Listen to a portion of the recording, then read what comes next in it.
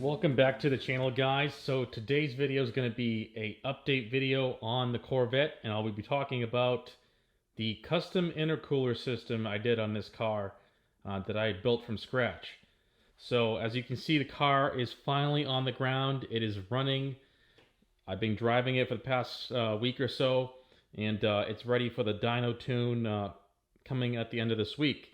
So I want to take some time and share with you guys what I did with the intercooler system. It's not a common off-the-shelf system. I did buy some components, and I custom made a lot of the lines and plumbing and things like that, and it's not your standard kind of build or setup that you would see on other cars.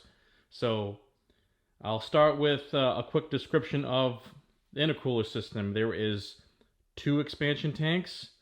There is 2 Bosch pumps, one located on either side of the bumper, so right behind the fog lights. I will show a clip of this with the bumper off, which I took a couple weeks ago to give you guys a better idea of what it looks like. So I did like a walk around with the bumper off, and it gives you a better idea of what the plumbing looks like. I used some heavy duty industrial grade tubing that is kink free. I did not want to use heater hose because it kinks way too easy. And I did what it takes. I went ahead and plumbed everything up with the pumps before the bricks. So let's go over the routing as you see it here.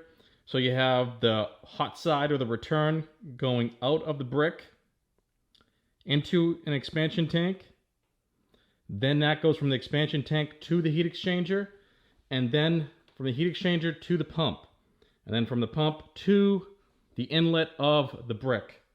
So that does it for both sides. So I have 2 pumps, 2 tanks, basically 1 pump and tank per brick, as you see it here.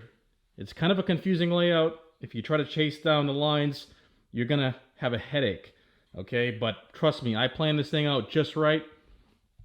I have a lower tank, which is the OEM tank that I custom TIG welded 3/4 inch barbs. That way the whole system is 3/4 inch in -12 fittings. So nothing smaller than that. I wanted to enhance flow and make sure I had good capacity as well. So mentioning the pumps, they're Bosch pumps. They flow about 5 to 6 gallons per minute, and 1 pump is attached to either side of the lid. Moving along here, we have the Cords Performance tank that I have done a lot of custom work to. I went ahead and put a fill valve here, which is not standard. I added a bleeder, that's not standard. I added that myself, and I added complete insulation and heat wrap on the tank all the way around. So 100% of that tank is just wrapped up and isolated from the engine heat, which is going to really help keep those temperatures low for the coolant that's in there. So all the lines are wrapped. The 2 lines that come out of the Cords Performance Racing tank, everything is wrapped, including the inlet and outlet hose going to the lid. So moving along, you can see here on the lid, these inlets here are not your standard Kong performance inlets. They are the LSX Concepts billet inlets that have a -12 fitting.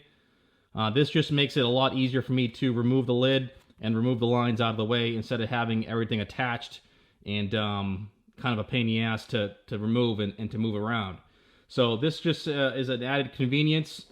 I went ahead and also added bleeder screws to both sides of the inlet, which helps me when I fill this through the tank here. Okay, so I did all this extra work because it really helps fill the tank from scratch. I don't have to do anything crazy. I can fill the tank all from here.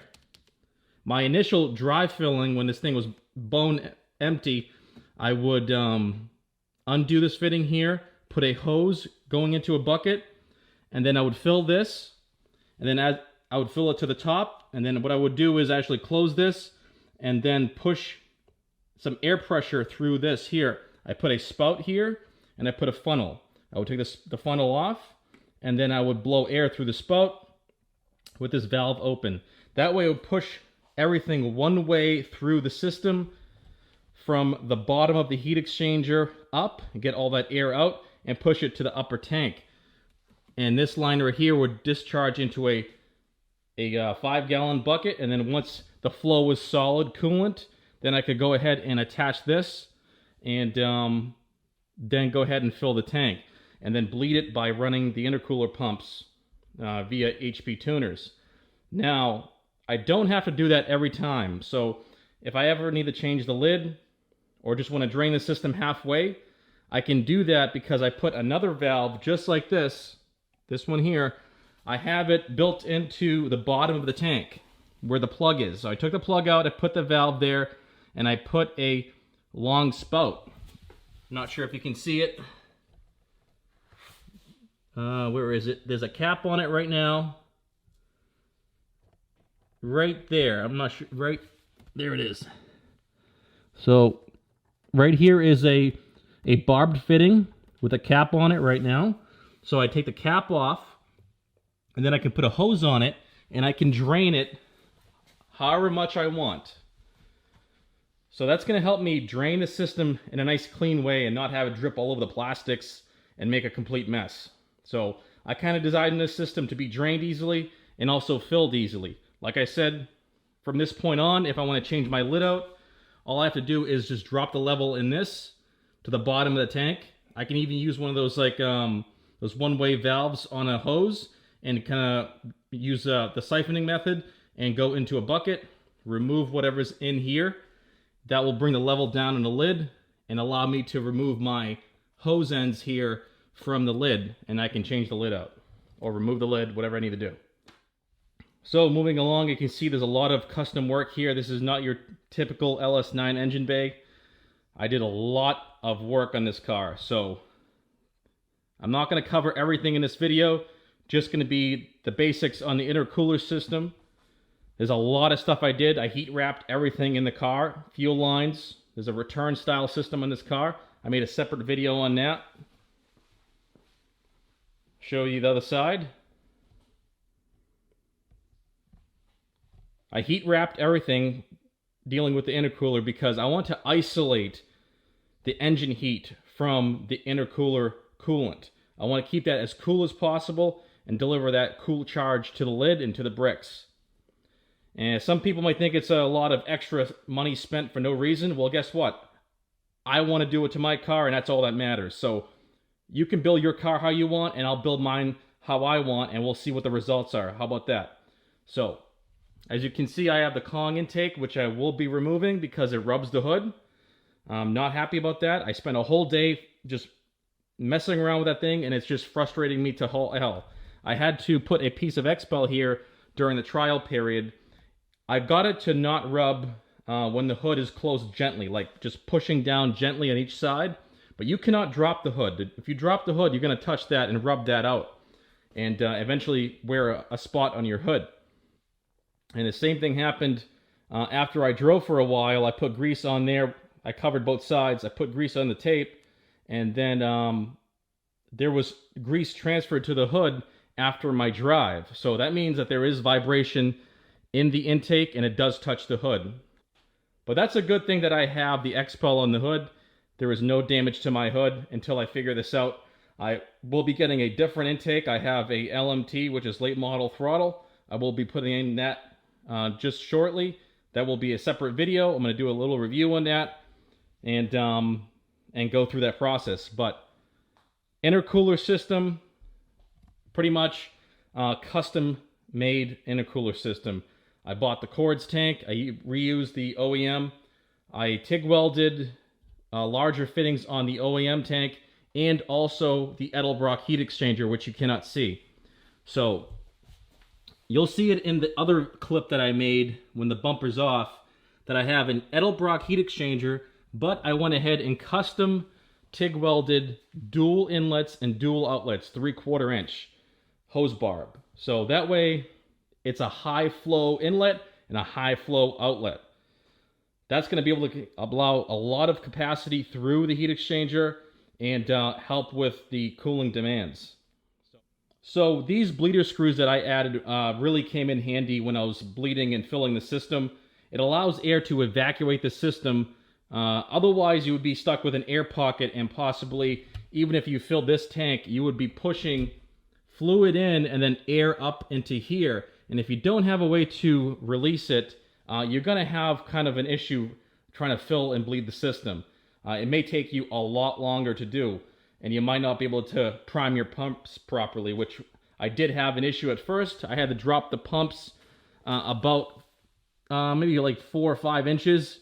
I had them mounted kind of up high here, if you can see in the video, but I ended up making a bracket to drop them like 5 inches. That way they would prime better. So now both pumps will prime very good. There's no cavitation or extra noise coming from them. As soon as you fill the system, they help push everything right out, and then this thing will like fill up, and the level will go down, then add more coolant, and it only takes about 10 minutes to fully bleed this, and then that's it. It's not going to take any more coolant. So I'm really happy with the results.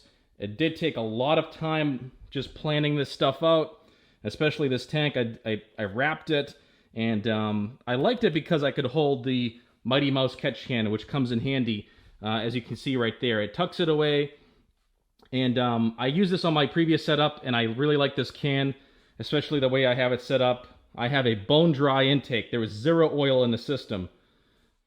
So this here is also a key part of the system. The catch can only catches about 90%, and this here catches the last 10%. So check out my catch can video if you want to see that setup and why I chose this and how it works. But really happy with this setup. It's really nice and neat. Everything's laid out nice and wrapped, obviously, to keep the heat down. I went ahead and removed the upper radiator shroud because I lowered my radiator support 3/8 of an inch to make room for the throttle body and the whole intake. And that black plastic just did not fit right. So I ended up getting rid of it, and I put this nice heat shield in place of it. That way it directs all the heat out of the way and the flow of the radiator into the radiator versus coming out the top here. So that helps with that, keeps temperatures down, and it looks good. So that's pretty much it for the intercooler system. It's all 3/4 inch line all throughout. There is not one restriction smaller than that. Everything is -12 and 3/4 inch. So I'm going through a lid trial. So this is the first lid I'm trying out, which is the dual pass Kong lid. The next lid is going to be the DSX, and then finally the last one will be the OEM LS9 lid with C&R bricks, which I also will put in the DSX lid. So C&R bricks are a huge upgrade. We'll see how it compares to this. I can tell you right now, I'm not happy with the temperatures, the charge temperatures coming from this lid right here. So I'll be doing more testing. I actually went ahead and switched these lines around, so the inlet and the outlet, to see if I had different kind of charge air temperatures, but pretty much it's the same. You know, I do see a difference between switching these, but essentially it's like 2 different ways to come to the same point, if you ask me. But there are benefits to each one, and I may go and elaborate on that in the future. But first I'm going to go ahead and change out the intake. That way I have all the same configuration during the tests. This intake, like I said, it's just not doing it for me. It's rubbing the hood, and that's no good for me. I'm not going to have that. So I don't want to put any damage on my hood. I want to keep this car pristine, and it just seems like every intake out there on the market rubs the hood, and I guess that's okay with some people, but for me, I'm not going to deal with that. So if it doesn't fit right, so I'm just going to get rid of it and move on my way. So that's going to be next. I'm going to do the air intake, and pretty much that's it. You know, Edelbrock heat exchanger, Bosch dual pumps, one on either side, 1 pump per brick and 1 tank per brick. That way there's 2 cooling circuits, and I put the pump right before the brick because it offers the highest flow to the brick. So there's less interference or stuff in front of it, I should say. So if I had it behind the heat exchanger, I'd be pushing through the heat exchanger and the brick. I don't want that. I want it all just to push to the brick itself and taking and drawing from the heat exchanger. But I have it plumbed up so that it's a gravity feed and it makes sense and it primes the pump properly. That's something you have to keep in mind when you're doing a custom system. You want to make sure that your pumps are being primed properly and have enough gravity feed or supply from the tank or the heat exchanger, however which way you do it. You know, I'm not going to say you can't do it any configuration, because you can make any configuration work, if you ask me. It's just a matter of planning it out and understanding the fluid dynamics that are involved and how to bleed out your air. I made this system, like I said, just to push all the air out from the bottom up. That way when it gets filled and then I divert that pressure one way, it's going to push it all one way through the whole system and evacuate all the air as it's pushing out the fluid, and then you fill your tank and then repeat. You fill that tank, you push down on with some pressure, air pressure out of the air chuck, and then it goes through the system, and eventually it's going to flow. It's going to be a solid flow of coolant. But I think that's going to be it for this video.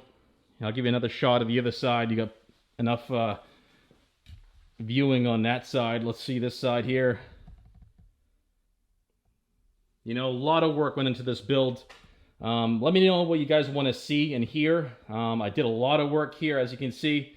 A lot of custom stuff. This is probably one of the best LS9 engine bays out there. And I wanted to really showcase that this car can be made to look really nice. I see a lot of builds that are just kind of hack and slash, and things are just mismatched, and you know, all the lines aren't routed correctly.